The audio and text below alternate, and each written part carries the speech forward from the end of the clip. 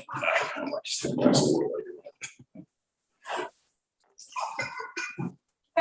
live stream.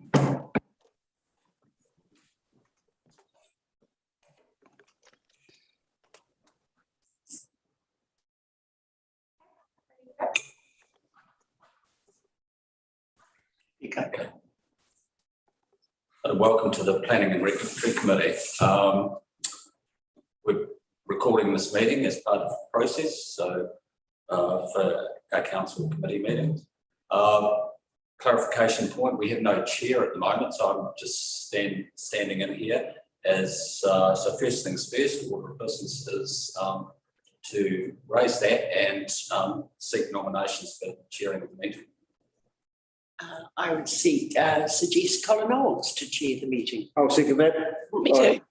And Brenda's going to third it. All in favour? Thank you. Yep. Yep. Right, thank you, Councillor. I have that run sheet. Thank you and welcome everybody here today, and those who are viewing this YouTube channel. We'll go through the first action item, open item section, which is A1, which is apologies, and I'll call for apologies, please. An apology from Councillor Brenda West and from Councillor Pam Colenso. Councillor West. Sorry. An apology.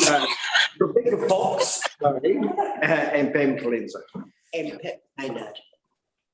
It's not on. No. Okay, somebody like to move for those apologies? I'm happy to move that those. I'll second. Thank you. All in favour? Aye. Against? Carried. Thank you. Any conflicts of interest today on any of the agenda items?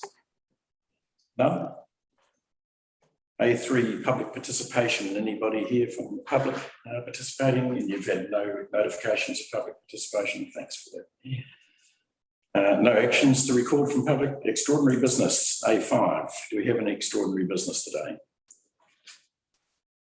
None? No. None noted, thank you. Minutes for confirmation, please. Resolution of the minutes of Planning and Regulatory Committee held on the 9th of March 22, our true correct record. I'll move that. Second. Seconded, thank you. All in favour? Aye. Aye. Against? Carried, thank you. A6. Decision reports, none advised. Information and verbal reports from Chief Executive and staff. And we'll start with C1, Planning and Environment Group Report. Mr. O'Leary, please. Okay, take councillors through just coverage of what's been happening. Things roll on in the sense that we've still got our numbers up in terms of consenting, both across planning and building, and that trend does not seem to be falling away.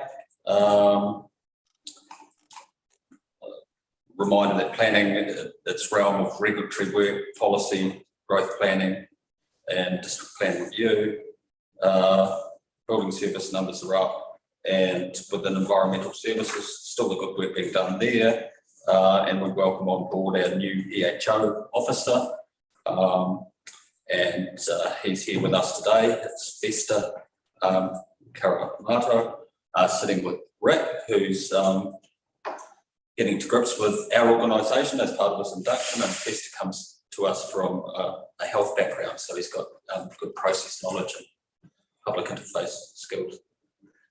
Just on to the report I've captured within the topic of legislative change, the diagrammatic picture there in terms of so councillors to more easily see, have an understanding of the link between the proposed natural built environment, which will be the substantive part of the old RMA, and the Strategic Planning Act, which is still being worked on by government and which will still be taken through process there. But the diagram there helps to show linkages with the emphasis on the importance of regional planning and district planning linkage, and spatial planning, and the importance of that growing into the future. Just on the topic of South Wairarapa spatial plan, our implementation work is there is with the Featherston master plan. So I've outlined some components there as to what a master plan is and why we need to undertake the master plan. This comes from elements of the report presented to the Featherston Community Board, and also discussions that we've had with community board members.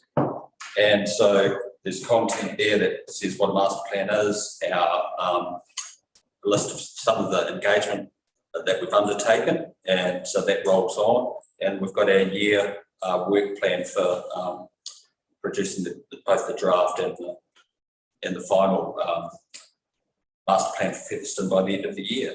The only other thing I point out, just in terms of highlighting two things for councillors, we had a very good online public meeting. Not high numbers, but there were probably around 15, 16 people, and it was sort of symbolised by a lot of interface and feedback by a lot of young members of the Featherston community, parents of children, and so they raised matters for us and gave us good feedback as part of that meeting on the 30th of March. It had to be online because of the status we were in at the time.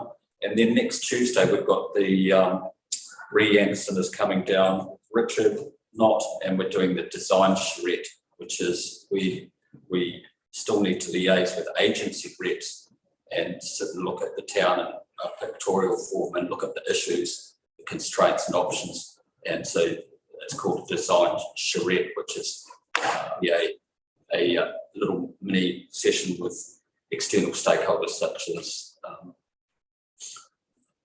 sorry. Oh, yeah, no, I've just got a question when you're finished. Yeah. So that's happening next Tuesday, and then there are next steps also mentioned for the related work on page 7, which is page 7. To you, Mr. Chair. That's it. Yeah, Cool. go ahead. A couple of things, Colin. One is the assumptions. At the moment, the South Wairarapa is running at 17 consents per 1,000 people, which is 2 to 3 times any other council in the Wellington region. At what point do we need to look at the growth assumptions of 930 years with regards to our spatial plan?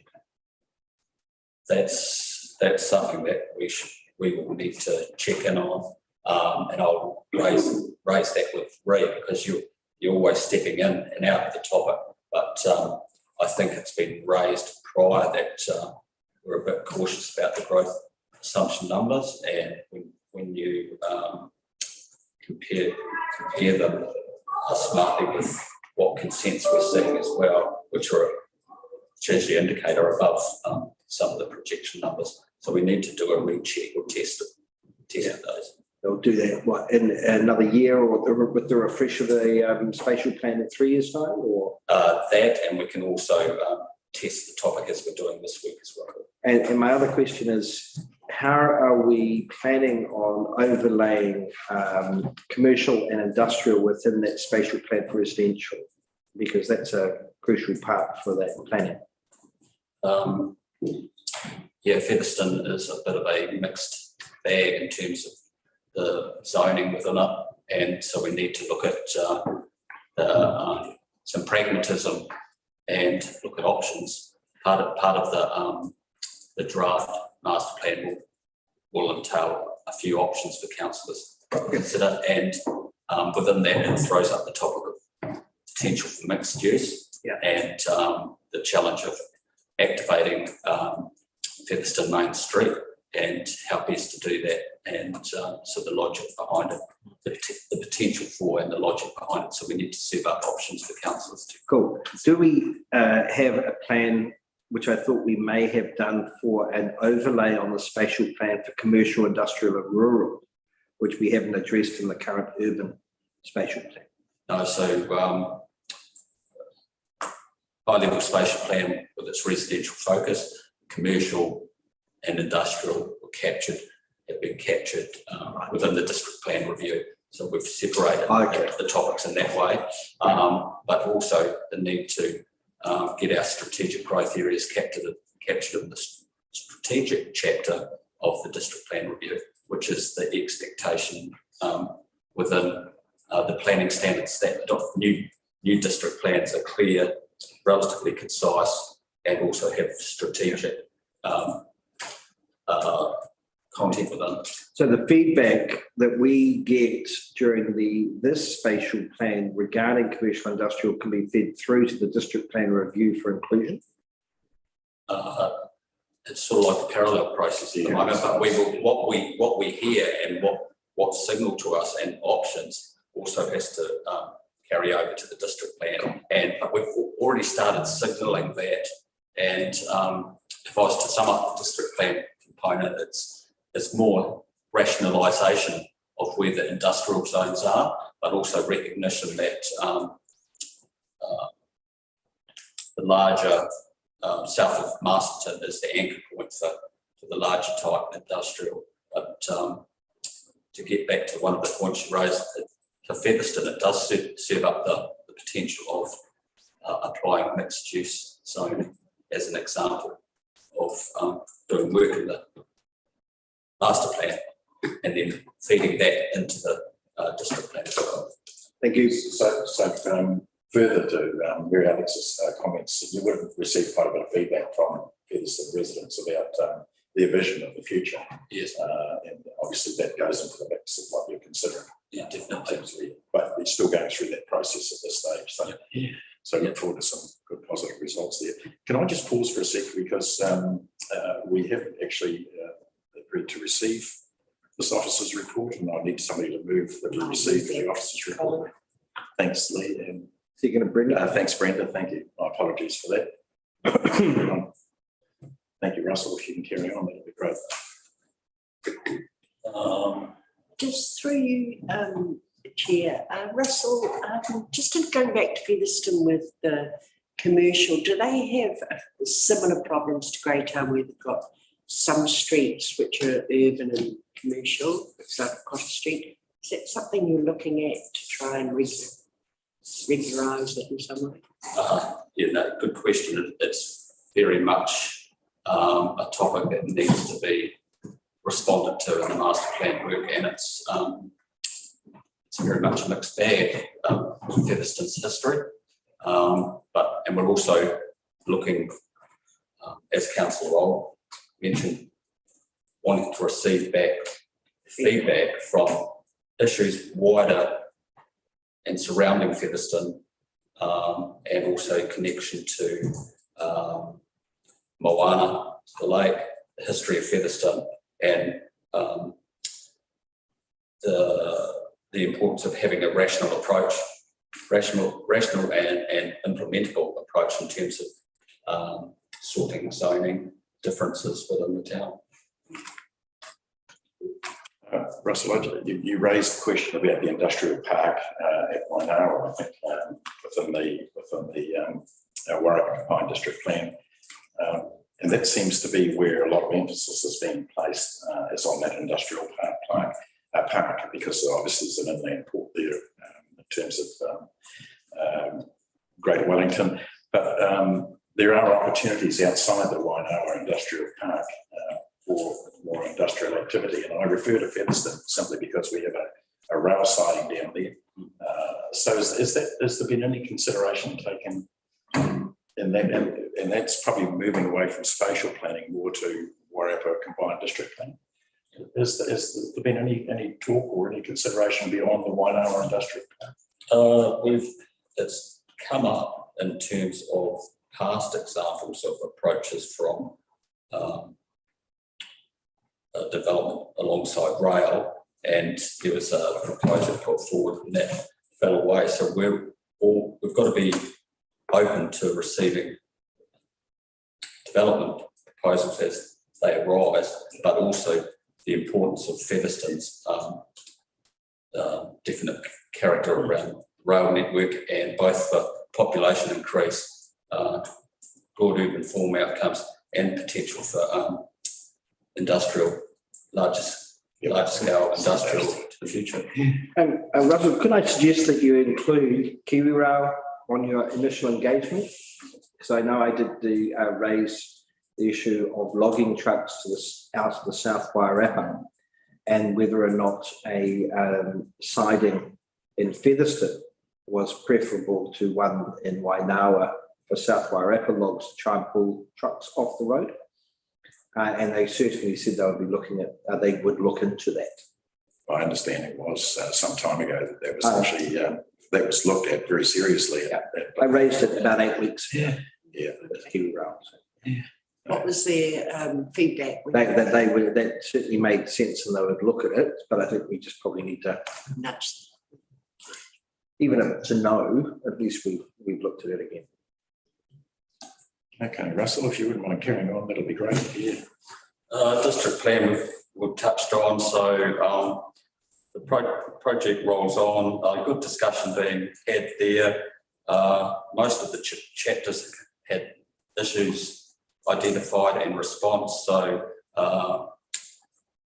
Councillor Jefferson and Councillor Plummer have responded to topics as chapter topics have been presented. So it rolls forward there. The work with BOFA is mindful of upcoming elections, so when to release a draft and allow for period for submissions, but also the need to bring any potential new councils up to speed after the elections with the district plan process after that. So that's been recognised as some of the recent thinking as well as particular chapters. Yes. Through you, Chair. Russell, they launched a website about what's going on in the space, and I just think it would be useful to promote that website a bit because it's got a lot of useful information, and it would be a good tool pre-engagement for people to sort of, there's a lot of interest in it, bizarrely. And I just think we probably need to do a bit more around that space. And I would suggest a good place to start would be our South Wairarapa local mags, Grapevine, etc. The Star,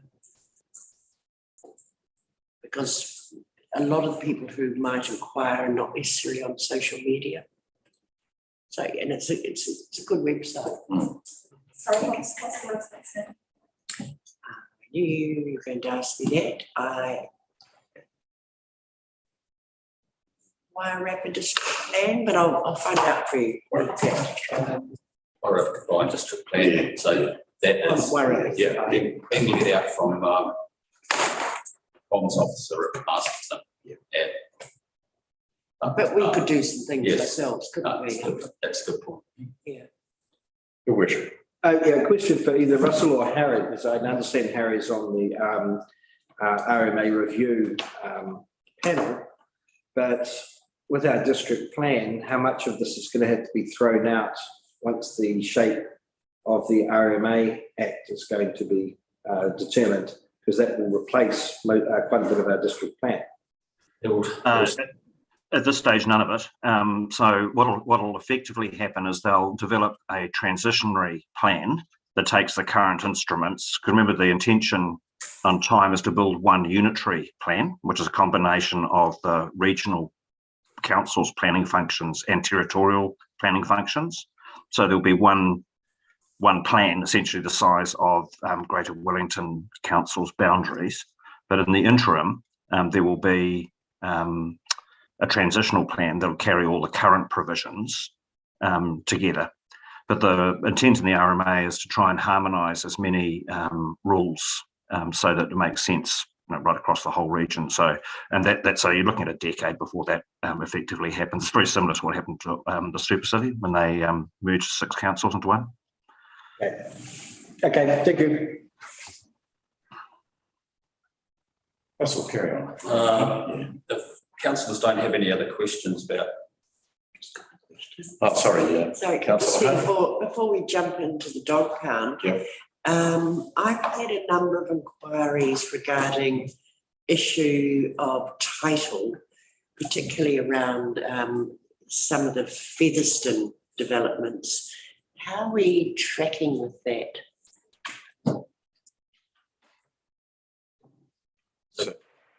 The new issue certificate of title, and I actually tried to get the name of the development, which I'm sure you know, Russell.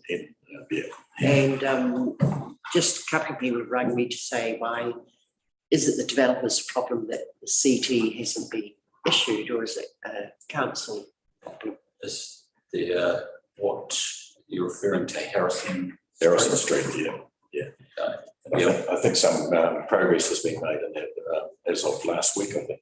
Would that be correct? Yeah, there's always ongoing liaison and interface, but I can check further on that, and I can't give you a full answer, but because James is away at the moment, but I've got it listed as a follow-up clarification.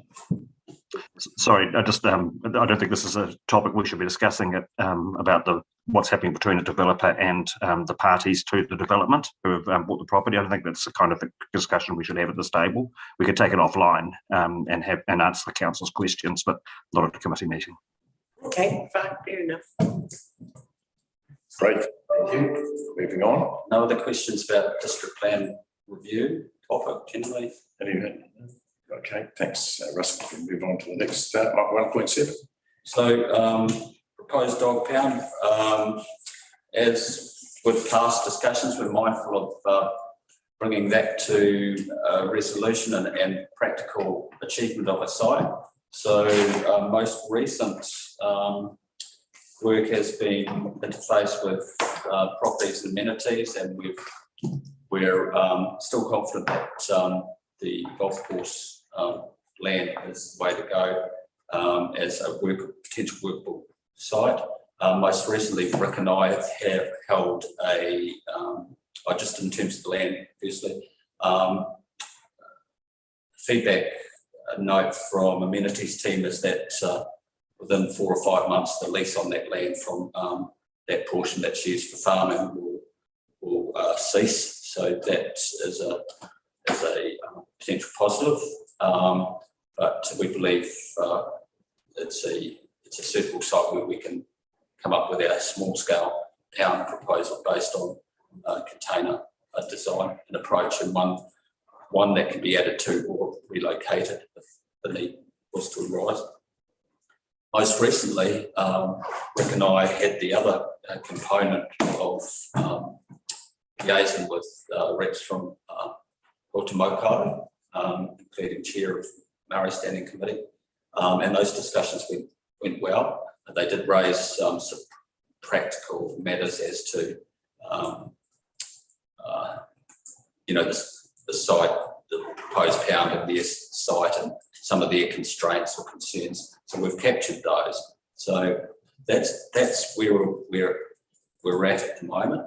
We've also been responsive and acknowledged that we can flip the outdoor dog exercise area to the far side in line with what was raised as an issue point.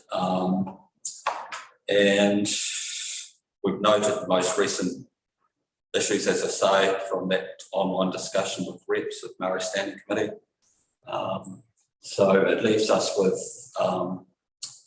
still having the committee's confidence that that is a good approach, a cost-effective and slightly adaptable approach, and that the site we're looking at is one that's workable, subject to further investigation. And we're mindful of needing to do upcoming procurement to draw in parties who can help deliver and implement the whole proposal. We've also got Rick here, should you have any further questions in terms of the work or the next steps. So I've got a couple of questions, and you may be able to answer them or may not, Russell, but Rick is here. So first of all, the land the golf club was purchased as part of our Three Water, the funding for that came out of our Three Waters, our waste disposal to Featherston land initially. Given what's on the horizon, how much security do we have for the longevity of ownership of this land? And if we're going to make that sort of investment there, then it may well be by 2024 we have to move off site, simply because that land may be swallowed up as part of the Three Waters reforms. So have to consider that for that with that particular location. And perhaps you could answer that if you could. Yeah. I'll answer that, Russell. So Colin, we don't know yet what the key crucial thing that we don't know is what the Three Waters is going to do in terms of ownership of land. So there's the asset, which is the pipes, the travelling irrigators, the ponds, and that type of thing. The indications are that because all of the land itself often is encumbered. So all three parts of our land sites for irrigation have leases. They have all sorts of arrangements. The Payne Farm, for instance, I mean, that is an act, literally an act of government. So we just don't have the clarity, and it'll be, and we can't conjecture. But my conjecture would be that they won't pick up the land. But yeah, it's that all that's going to take a whole lot of time to work through. So that's a risk that we as council. It's a risk. What we're building so it can be transported if we need to. Yep, I understand that. Yeah, but it's still a risk. I mean, there's still a lot of cost involved in infrastructure in terms of security and lighting and fencing and so on. Yeah. Councillor West. Thank you, Councillor Olds. As the golf course land was originally purchased for the Featherston wastewater treatment plant, is a council resolution required for a change of purpose? No. The council resolution would be required if the current council resolution for that piece of land is that if it's not required for wastewater disposal, the current resolution is to sell it as soon as possible. That's the current resolution. So if council wanted to retain the land and use it for a different purpose, it could do so by its own resolution, following its own policy. So just have to change the resolution to allow it to contain the land. I mean, but bear in mind, there's also options. You don't necessarily need to maintain the entire golf course. You could subdivide. You can do all sorts of things. So yeah, there's still a journey to go. But right now, we don't have any other location for a dog pound that's on council land. I'm not talking about the location of the dog pound. I'm talking about the purpose of which the land was initially purchased for. Yeah. Yeah, So, and I get it, and I do want this dog pound. I think the council does need a dog pound, but is there a council resolution that needs to be proposed in order to change the purpose of that particular piece of land? Until the council makes a decision that the land is no longer suitable for wastewater, that's the time you would have to make a resolution about whether you keep it or not. And we don't have a definitive answer to that yet. Cool, excellent. Yeah. Thanks, Harry. Point of clarity, Harry, the resolution you're referring to about the sale of the old golf club, does that come from the original resolution of when we purchased that land? Is that correct? Yeah, that's right. Yeah, we had a separate question about what the resolution regarding that was, and so we did clarify what the actual resolution. I'm sure we circulated out to councillors. If you want, we can send that out again. Happy to. I was present at that meeting. Of course, I know what the resolution. Yeah, you did. Yeah. Yeah. And just for clarity, it does look, certainly with the original consent that was withdrawn, it looked as though that land was saturated and very unlikely to be suitable, very, very unlikely to be suitable for land irrigation. But we haven't determined that definitively yet. Okay, thank you. Councillor Hay. Thanks, Colin. Just a quick one. So just assuming that we keep tracking as we are, what is your timeline for installation of the dog park containers? What are you thinking about? get Rick to speak to this. Good question. We would hope, because of the way the design and everything's going, so they can design it, engineer it off-site and then deliver it. Depending on the time frame of the suppliers, which we're going through procurement now, so we haven't selected one, would be a determining factor. I'm hoping that it would be all things going to plan within 6 months. Oh, that's very good news. And does that include installation of fences and any lighting and peripheral? Yes. And consented. Yeah, so the caveat on all that is on the assumption this is, everything goes through. So if I had the land, I had that signed off, I have the suppliers being able to supply what they can, given this current environment is a big if, but if I can find with that, my best hope would be that it would be up and completed within a 6 month period. And within budget as well, at this stage. Yes, that's the intention, because that's the direction I've been given, and it is a harder question now than it was in November last year because of the environment, and that's on a multitude of factors. The supply of materials is just killing everybody, and the prices obviously are dictating that as well. And what sort of hurts us as well is that suppliers are now starting to have a backlog of work that they've already signed up to do. So that's dependent on when they can sort of say, look, we can take this new job on at this point in time. So Look, I think we all Yeah. understand that. that's the intent, and the way it's been designed is that it's not a traditional build. It's actually a nice modular components where each component can sort of be done independently and then pulled together and done. Excellent, good. One hopes. I have a dog pound. Sorry. Yeah, the only other wider comment that we've received is from NPI rep, who Rick's had discussion with, who they've given some positive endorsement, saying a sense of scale of the proposal and that it's quite a modern and innovative approach. So we've had some backing, positive comment as well from them.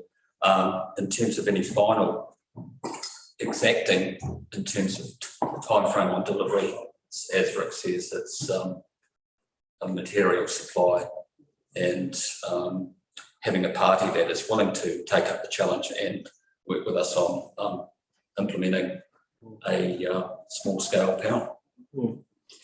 Oh, sorry, Your Worship. If I could just have a comment, this is very good work, because we were looking at down the barrel of some unquantified costs and massive travel if we had gone with a combined pound and Masterton or in Carston. So if we can do this for what we're planning, I think we're very much the winner and our community's the winner too.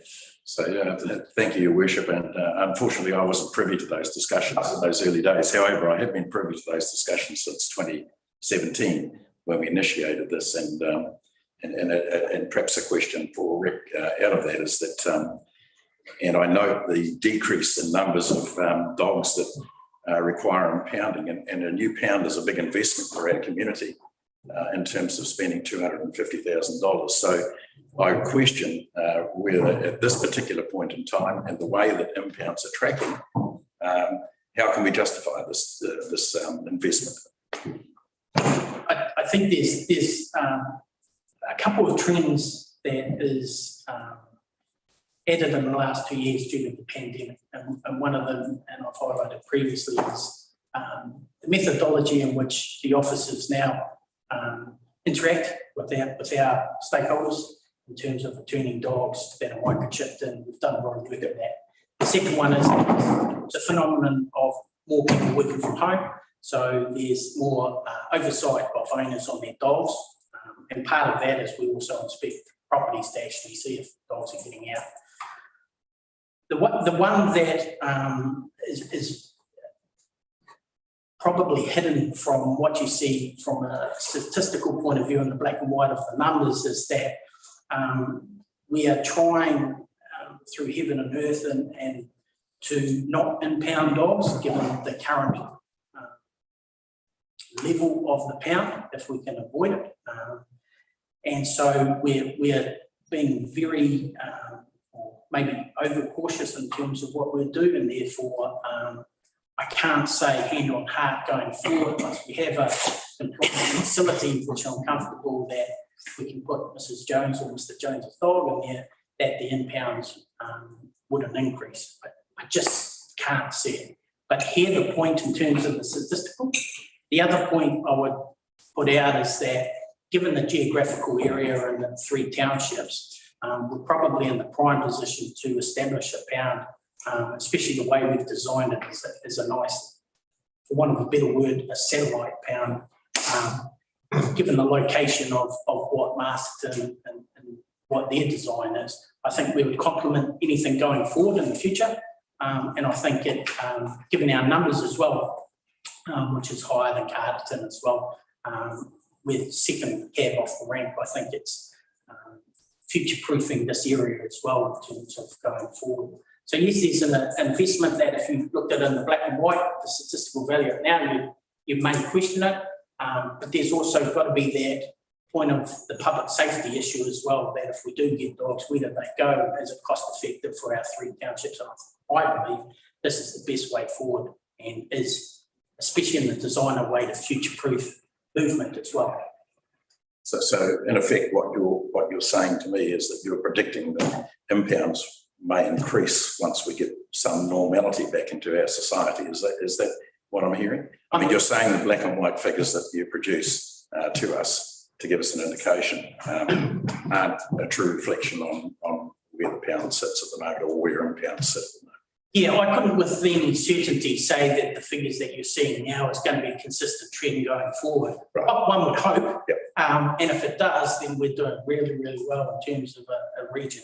But I just can't, with any certainty, pinpoint what that change in the trend is. And given the pandemic and the movement that it's had in a lot of different areas, I would feel uneasy if I was to give you any. Okay, no, that's fine. Thanks. I appreciate that. And to be fair, we need to have the facilities of a pound. We can't ignore the fact that we have to have something.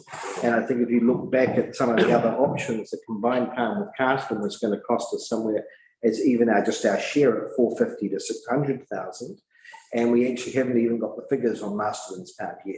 Or even the final design. So at 250 to 300. You've taken a figure which differs from the figure that I was quoted here. That's, well, I haven't from memory, so they are available. I haven't been privy to those. So either way, this is a very reasonable cost. Oh, I'm not doubting that in terms of our community. Sounds like you would. Yeah, but I need to be satisfied, I guess, at the end of the day that we can justify this expense. Given the low numbers of pounds at the moment, and I have no problem with a localised pound. Because we do have legislative responsibility. It's 250k. It's ratepayers' investment into that 250k. Yeah, Councillor, it's legislative responsibilities. Well, I've got the act, and it doesn't. It specifies that the provisions of the dog pound facilities. It doesn't say we have to own it. It says that we can come to arrangements. So the act's quite clear, section 67. Yeah, so the obligation on the territorial authority is to have a facility. Now, how you do that? Or access, access. You could do that as a combined option, which we've investigated with both our most closest neighbours. Yeah. I don't want to go over old ground, Rick. I'm sorry, I don't want to go over old ground. I know that there is a commitment and a resolution by this council to spend up to $250,000 on a pound. I just hope and pray that we can actually do it within that. To put it in context, I've probably visited over 13 or 15 different facilities around the lower North Island, and no one can come close to what we're endeavouring to do, and that's even to do a renovation of their existing pound site. Right. So I think bang for buck, pulling this off at this dollar value is if I do it, is something to scream from the rooftops on, because I think that the value for the community and the council is absolutely on point. So delay is the problem at the moment, rather than you've had a resolution by council to build a pound, you found a suitable location. So where's the hold up? Sorry, Rick, I don't. Yeah, so the original point was that we had the site of Johnson Street, which is in Featherston, and we had everything lined up there, and that land didn't become available to us, and so we had to search for another suitable option. We believe we found that option. We've spoken with the stakeholders that have an interest in it currently, and it seems to be go for green. And now it's just with the situation in terms of suppliers, that was unforeseeable in terms of what they're now doing. That's what we're trying to trawl through. Remembering 250,000 for us sounds like a heck of a lot. We're talking about businesses that are doing tens of millions of dollars projects. So while it's a big effort for us, some of these big suppliers, given their backlog, it's not the highest priority on their list as well. Understand. Thanks, Rick. Brenda, sorry, your Councillor West. Yeah. Sorry, Councillor Olds. I'm just giving you a warning of 4-minute warning. Oh, Chris Gold, thank you. Yep, thank you.